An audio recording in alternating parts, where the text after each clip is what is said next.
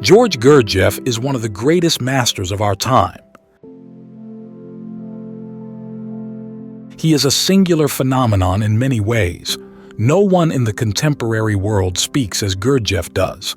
He is almost like a bodhidharma or another recluse, seemingly absurd, yet in truth, he offers many hints toward the liberation of the human mind. He often says, "You are imprisoned." Sometimes he even goes further, and instead of saying, "You are imprisoned," he declares, "You are the prison." And that is even more accurate. If you want to escape from prison, or more precisely, if you do not want to remain imprisoned, the first step is to realize that you are imprisoned, or that you are the prison. This is a principle you must remember as one of the first rules on the journey in search of truth. The human mind has a tendency to reject what is ugly and to hide those things it does not want others to know, buried so deeply that even the person himself fails to recognize them. And this is how one maintains a superficial, fleeting personality.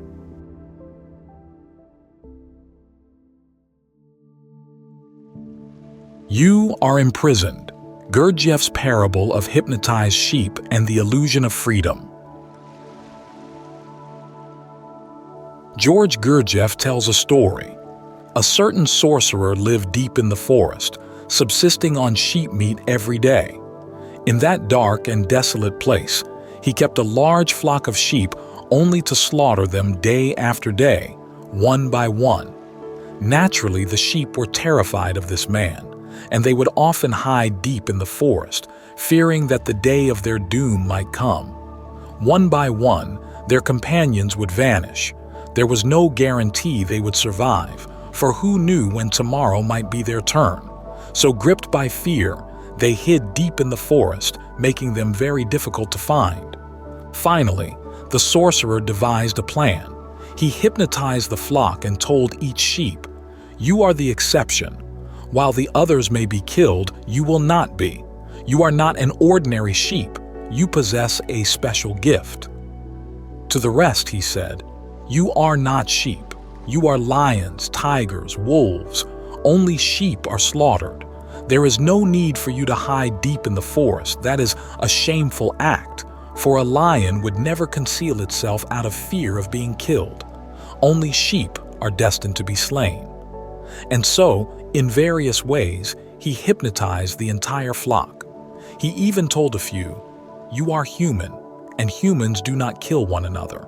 You are like me. Do not be afraid and never flee out of fear." From that day on, not a single sheep ran off into the forest, even though every day they witnessed one of their own being killed and butchered. Yet of course, each one still believed it was a sheep while thinking of itself as a lion, a tiger, or a human, special and exceptional, endowed with a unique gift. He implanted so many stories into their minds. Gurdjieff explains that if you do not first recognize that you are imprisoned, that you are the prison, then there is no hope for freedom. If you believe that you are free, you are like the hypnotized sheep that think they are lions, that they are exceptional and thus need not fear, even if they merely believe they are human. Every day, they watch other sheep being killed yet remain in a hypnotic state, oblivious to their own reality. Unwittingly, many religions create a large-scale hypnotic state. People are led to believe that they possess an immortal soul. I'm not saying they lack a soul. I'm simply saying that they do not truly understand what they are believing. They are told, "You are the kingdom of God." It is so soothing and comforting to believe that, but there is no way to discern whether your assumed belief holds any truth or is merely a clever ruse used by society to keep you unafraid of death, illness, old age, and loneliness. Your God is nothing more than an artificial dream, not something you have discovered on your own. That is the truth, and it is entirely true. It has been implanted in your mind, and because you keep believing it, that belief prevents you from embarking on the journey toward truth. Usually, you are told that if you have faith, you won't search, but the truth is quite the opposite. Belief is a barrier, not a bridge. Those who believe will never seek because they don't even begin the search. They see it as unnecessary. You are imprisoned and yet think you are free. You wear chains but believe they are merely decorative. You are a slave but are told that your humility and simplicity are the proper ways of a person of faith. You are surrounded by hypnotic strategies that society has employed for countless generations. And these hypnotic strategies are the source of your ignorance, your suffering, and your state of unenlightenment. Therefore, the very first thing you must recognize is that you are imprisoned. The moment you realize you are imprisoned, you will no longer be able to tolerate that prison. No one can endure it. It is utterly contrary to human dignity. You will begin to search for a way out. You will seek out those who have escaped it. You might even look for help from outside, for there are always people beyond these walls ready to assist you. But they cannot help if you continue to believe you are living in freedom. If you think this prison is your home, then even contemplating an escape becomes utterly absurd. You perceive the very wall that confines you as a protective barrier. In that case, you will never think of breaking through the wall, finding a ladder, or seeking external help. A rope might be thrown in from outside. A ladder might be arranged, but such measures are only useful if at least you realize that you are imprisoned. George Gurdjieff constantly emphasizes, this is the fundamental awareness. Without it, there is no path to enlightenment. If you believe you are free, you will never be able to escape.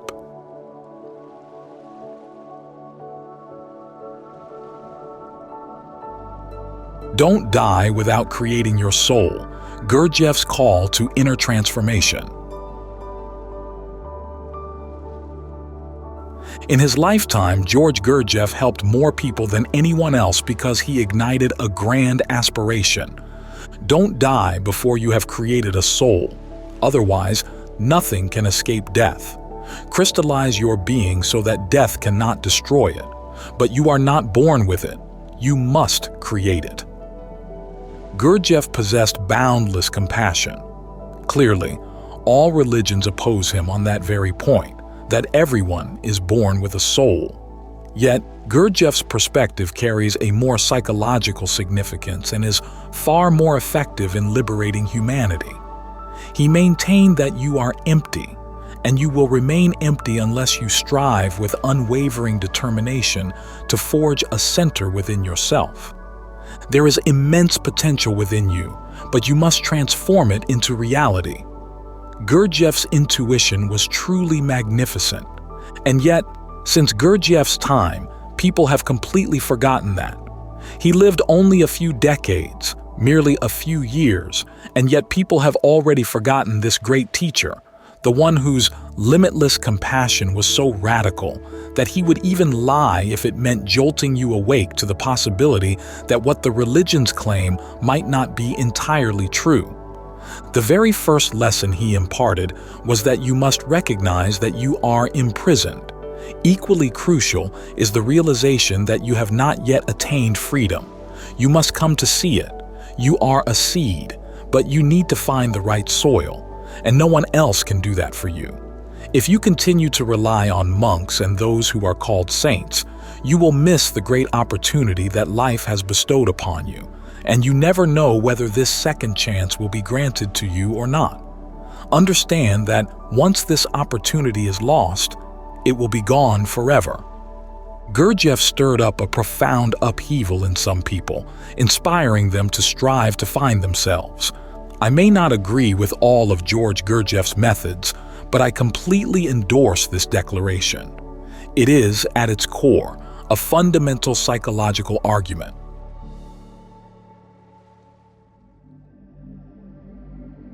The 24-hour rule, a father's final wisdom to Gurdjieff. George Gurdjieff's father died when Gurdjieff was only 9 years old. His father, a poor man with a remarkably wide perception, called young Gurdjieff over and said, "Listen well, my child. You are too young to fully understand what I am about to say, but remember it, for you will come to understand soon enough. If you are able to act on these words, begin to do so in a way that you will never forget. I have nothing else to leave you, no money, no house, no land. Gurdjieff's father was a wanderer. I will send you to my friends, but remember, this is the only treasure I can pass on to you as an inheritance. And listen carefully. These are my final words to you, drawn from a lifetime of experience. The 9-year-old stepped closer, and the old man continued, "It is very simple. If anyone offends you, remain silent and listen carefully to everything they say and to the implications behind their words. Then tell that person, 'I am truly grateful for your concern. In 24 hours, I will respond to you. Right now, I cannot say anything because before his death, my father instructed me that I should only reply after 24 hours. Years later, Gurdjieff told his students, "This simple principle has helped me immensely, for who can remain angry after 24 hours? After a day of reflection, you will either realize that the other person was right, in which case there is no need to worry. It is best to change yourself. Or you will find they were wrong, so there is no need to be upset. That is their problem, not yours." A truly awakened person is not affected by the actions of others, for such actions are merely reflexive, a pure reflection in a mirror, free of judgment. They do not originate from the past, but from the capacity to perceive the present. Anything stemming from past experiences only serves to chain you down.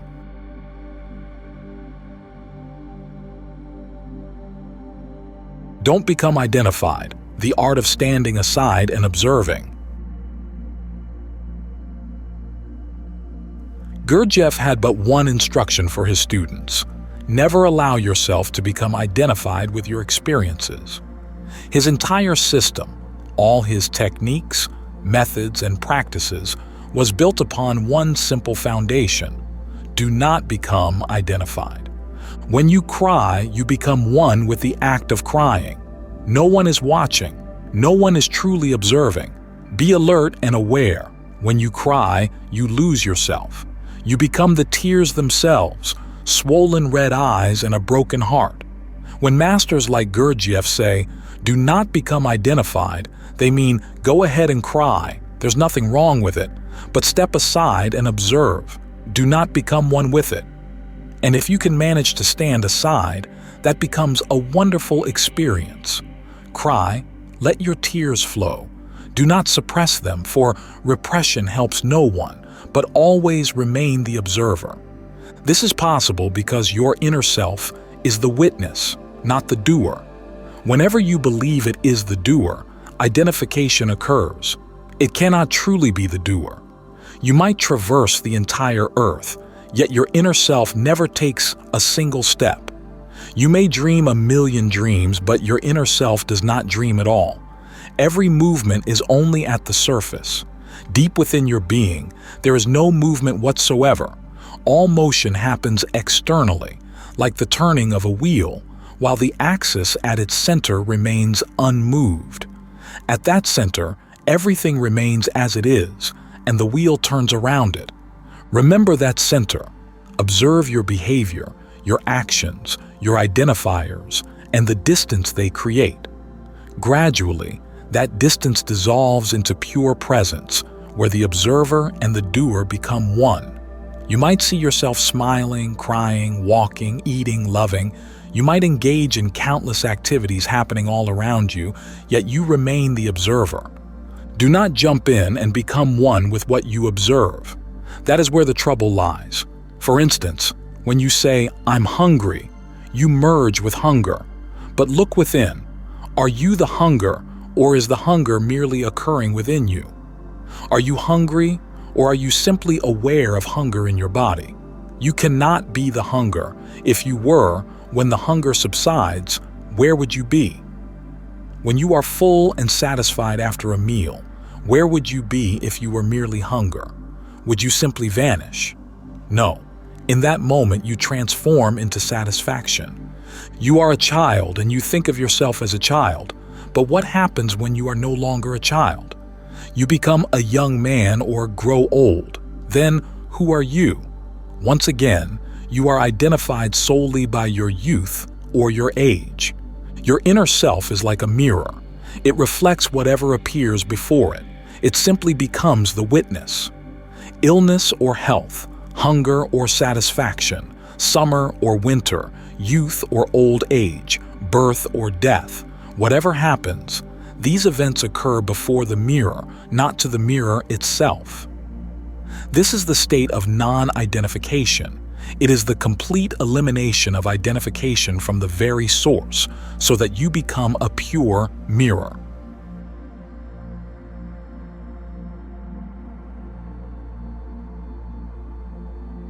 Don't identify, deny, observe, and let your energy dance. Gurdjieff employed many practical techniques, and one of them was, at times, to negate a phenomenon. When you feel hunger, for example, instead of suppressing it or forcing your body to ignore it, you simply allow it to be. Remain silent and remember that your body is hungry. Don't try to force it into a state of satiety. It is hungry and you know it, but simultaneously speak to it.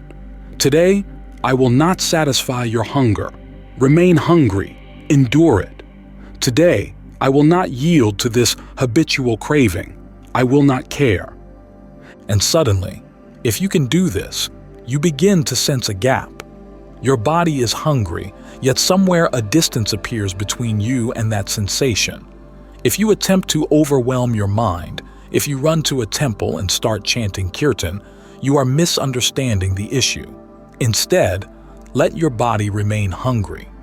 Don't try to blank out your mind to escape the feeling of hunger. Simply allow the hunger to exist while you say to your body, "Today, I will give you nothing." There is no conflict, no suppression, no escape. Once you manage to do this, you begin to notice a gap. Your mind demands something. For example, when someone becomes angry with you, your mind reacts with anger. In that moment, tell your mind, "This time I will not fall into the trap." Maintain the distance. Let the anger reside in your mind, but keep your separation from it. Do not identify with it, and you will feel that the anger exists somewhere else. It surrounds you like a wisp of smoke, continuing on, waiting for you to harmonize with it. There is always temptation, and that is the true meaning of temptation. But is it really so? Evil is not there to seduce you. Your own mind seduces you because that is the most convenient way of behaving. Convenience is temptation. Convenience is the devil. Your mind will say, "Get angry." The situation is already ripe. You merely need to flip the switch. And so it always is. Whenever a situation arises, you become angry, and your mind reinforces that same habitual reaction. In some measure, this is acceptable because your mind gets you ready to do what you've always done. But sometimes, you need to stand up, do something different, and say to your mind, "All right, anger is out there. Someone is angry with me. But you, my mind, want me to repeat an old conditioned response. This time, I refuse to cooperate. I will simply stand aside and observe what happens." Suddenly, the entire situation changes. If you refuse to cooperate, your mind will lose its momentum because your cooperation fuels its energy. That energy is yours, yet you only recognize it when your mind exploits it. Do not give your mind any cooperation. It will collapse as if lacking a backbone, like a dead snake.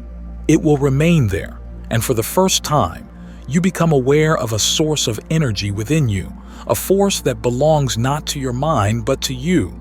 This energy is pure, and with it, you can venture into the unconditioned. Indeed, if it is not bound to the mind, it will move into the realm of the unconditioned. If it remains tied to the mind, it will gravitate toward the familiar. And when it moves into the known, it takes on the shape of desire. But if it moves into the unconditioned, it takes on the form of non-desire.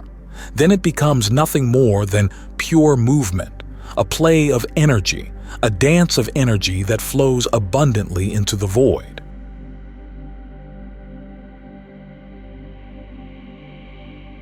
All and Everything, Gurdjieff's literary odyssey, pricing experiment, and linguistic enigma. Gurdjieff wrote 3 books, though only one was published during his lifetime, and his literary style was nothing short of a nightmare. I doubt anyone else, unless like me they're a little mad, would ever read his book titled All and Everything. Yes, that's all there is. Yet, within the 1,000 pages of All and Everything, he himself wondered whether anyone could ever understand it or even know how long it took him to write. Gurdjieff spent many years writing, and his style was peculiar. He would sit in a Paris cafe, a place where people come and go constantly. That was truly a unique method. If you were to write in the Himalayas, nothing much would happen. Such a setting wouldn't prove that you are fully awake. You might doze off yet still write.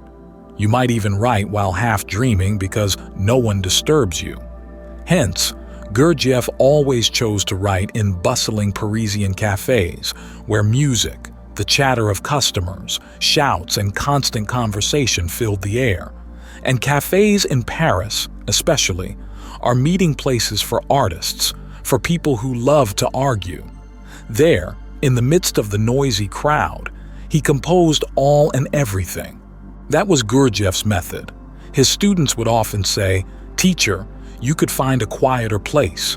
You have a beautiful house on the outskirts of Paris where you could write in silence. Yet you trudge from that lovely retreat to sit in this crowded cafe, a place where no one ever writes a book. At least, no sacred text has ever been written under such conditions." But he stubbornly sat there and wrote. He would write one chapter and then have his students read it aloud. One student would read, and Gurdjieff would observe the others to gauge its impact, its depth. No one writes a book the way Gurdjieff does. If his students understood his work too easily, he felt the need to change it, because that would mean, if these fools can understand it, then it isn't worth publishing. He spent roughly 20 or 30 years continuously writing. He'd write a chapter, then require his students to read it aloud.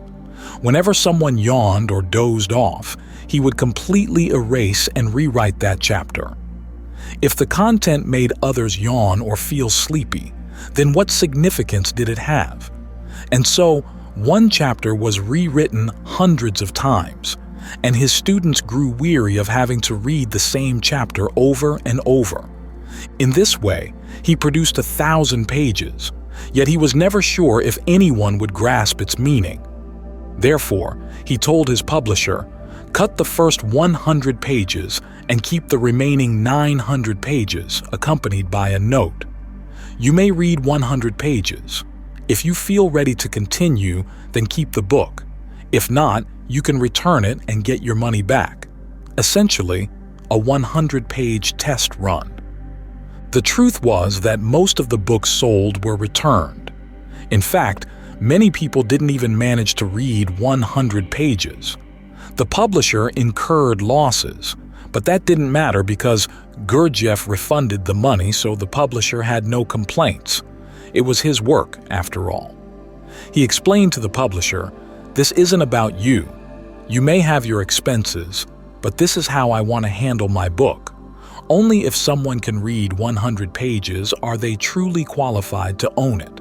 After reading 100 pages, if they're willing to read even one more page of the remaining 900, then they won't return the book."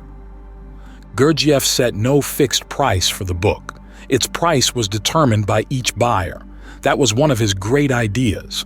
For some people, he demanded $1,000. For others, he gave it away for free. The price was decided based on the customer, not the book's content. This man was always brimming with intriguing ideas. For those who truly care about books, you shouldn't count money. The book should be given as a gift because the recipient deserves it. And for those with too much money, who might burn cash in Monte Carlo or at a casino, why not sell it for $1,000? And there are also those who will only buy it if the book costs $10,000. If it's priced lower, they won't feel it's worth it. His students would ask, "A book should have a fixed price, teacher. You could set a price. But you sit in a bookstore and sell your book based on the customer. Are you selling a book or buying customers?" And indeed, the book was written in that very manner. No book has ever been written like that, and I hope no book will ever be written in quite the same way again. Gurdjieff invented many strange words, blending several languages. He knew many tongues, even those of nomads that don't have an alphabet. You can't find a dictionary for these languages because they have no dictionaries, no alphabets. They are merely dialects, not full languages. They're simply the spoken language of a locality, and a word without meaning is not a language. A word gains meaning when 2 or 3 languages are combined. A long word can form an entire sentence, just one word. He truly challenges you, your patience, your intelligence. But if you manage to read the whole book, you will feel rewarded. Gradually, you will grasp Gurdjieff's linguistic art hidden within those nearly inscrutable characters. By reading and rereading the words in various parts of the book, you begin to sense their meaning. You might not be able to pinpoint exactly what it is, but you start to form a notion of it. And if you read the entire book, you will undoubtedly understand its content even if you cannot articulate it in words, for it becomes a feeling that lingers within you. In a certain sense, the totality of Gurdjieff's effort exceeds your capacity for comprehension. Intellectually, you might not even be able to absorb a single passage. Your capacity for understanding might exclaim, "Stop! This is utterly meaningless." And it will seem meaningless if judged solely by intellectual measures.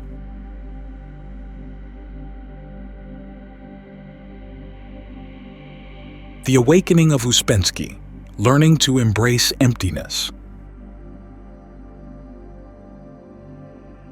The very first time Pyotr Demyanovich Ouspensky was granted an audience with George Gurdjieff, after months of careful arrangements by one of Gurdjieff's students, Ouspensky expressed his desire to befriend him.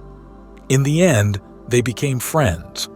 On a bitterly cold night in Russia, with snow falling, Ouspensky was filled with excitement and thousands of questions racing through his mind. He was a renowned figure, one of the most profound mathematicians of the 19th century, and his writing ability was incomparable. His books had been translated into many languages. In contrast, hardly anyone had heard of Gurdjieff. He had only a small circle of about 20 followers. At that moment, Ouspensky thought that meeting Gurdjieff might be akin to previous introductions he'd had with various societies or organizations. Yet this encounter was entirely different.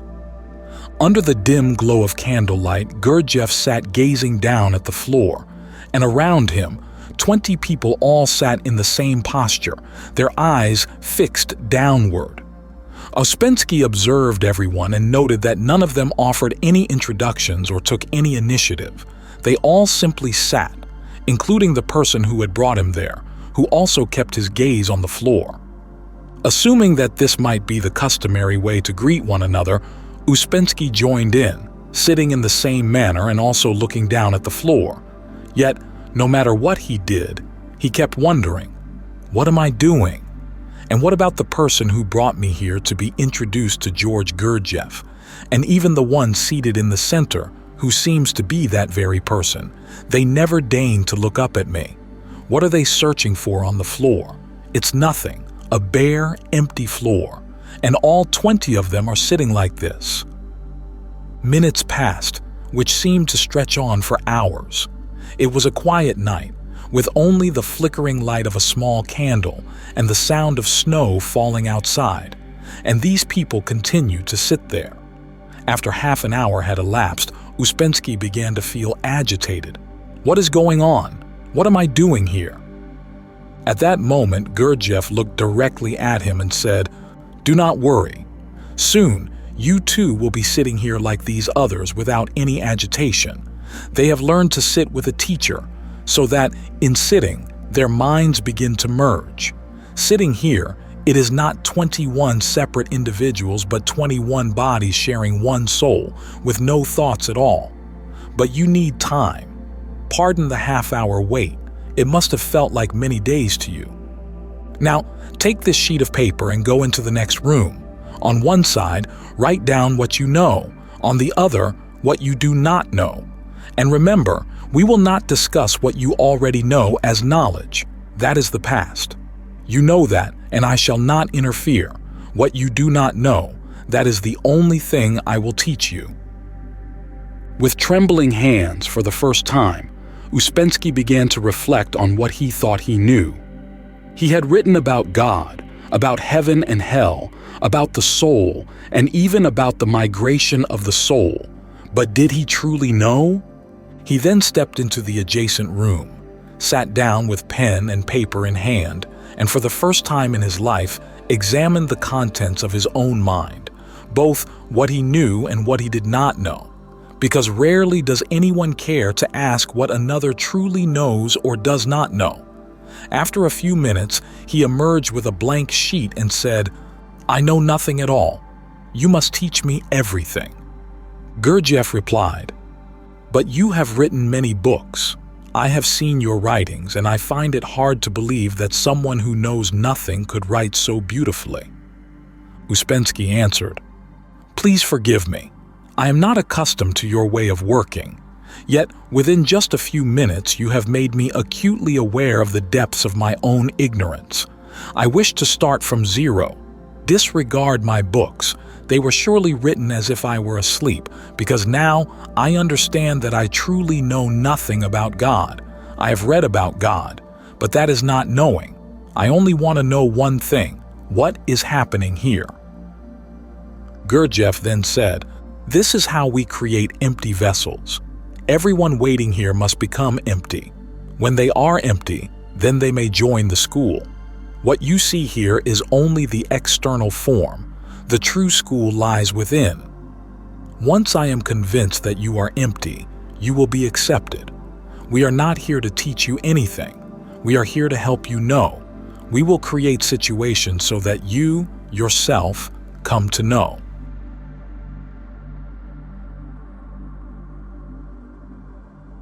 Trial by digging.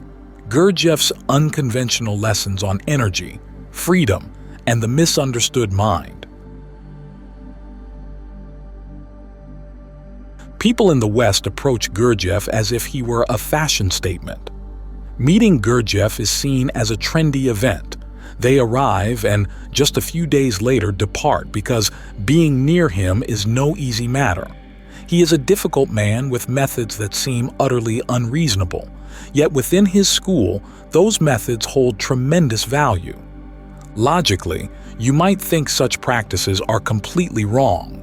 For example, when he commanded Bennett, "Today, you will dig a trench that is 6 meters long, 1 meter too deep and 6 feet wide, without pause. You are not allowed to stop for a meal, coffee, or even a restroom break. You must dig continuously," Bennett resolved.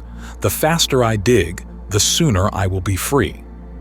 By evening, the trench was finished. Then Gurdjieff came and said, "Good. Now fill it back in exactly as it was. Then you will be free." Bennett thought, "Oh my, how foolish. If I have to restore it exactly as it was this morning, then what is the point of this entire ordeal?" A logical mind cannot comprehend it. Yet Bennett stayed with Gurdjieff for a long time and eventually came to understand a bit more about what he was doing, because he experienced it himself. When he dug until he felt on the verge of collapse, suddenly, at that very moment, a great burst of energy, a fresh surge of vitality from nowhere, appeared. Bennett could not fathom where it came from, especially since he hadn't even had tea. With this new energy, he continued digging. That night, when he was utterly exhausted, a second surge of energy emerged within him, the strongest he had ever felt in his life. Unless you listen to your inner experience, such physical trials seem unbearable. No truly awake person can remain with Gurdjieff for long if forced to endure such practices. All night, lying in bed, Bennett found no sleep because that second surge of energy was so abundant that it kept him awake, as if it yearned to do something. Bennett exclaimed, "This is insane. I've worked all day long. I've never done anything like this before. I'm a writer, not an acupuncturist." The next morning, Bennett asked Gurdjieff, and he replied, "Exactly what I want you to understand is this. Within every person, there are many layers of energy. The first layer is for everyday work. It's sufficient for daily tasks. If you exceed that level, you will feel exhausted, nearly as if you are about to die if you persist. But that is precisely when you must push on, for only then will the second layer of energy begin to operate. It only activates when you are sufficiently challenged and provoked. This is your reserve energy for emergencies. You grow tired and go to sleep, and then, if a house catches fire, all that exhaustion suddenly vanishes, and you can stay awake all night to extinguish the fire without feeling fatigued. That reserve energy works in your stead. And then there is the third layer, the largest one, a layer of infinite energy. Once you access it, you will recognize it, and it will be within your reach. With it, you can create wonders, phenomena that may seem miraculous to others, though not to you, because you will know you possess these layers of energy. Most people toil and ultimately perish within the first layer of energy. That is why Gurdjieff devised his own system, entirely separate from traditional religions, which amount to nothing. Therefore, he should not be judged by others' criteria, but by his own. So, before you pass judgment, first try to understand his system if you have a tendency to judge. He is one of the most misunderstood men in the world, simply because people judge based on preconceived notions, while this man was attempting to introduce his mysterious doctrine to the public for the first time, and he failed. Gurdjieff completely failed, not because of his own shortcomings. No one could be born better than he, but because the skulls of those who populate the earth are indeed too thick.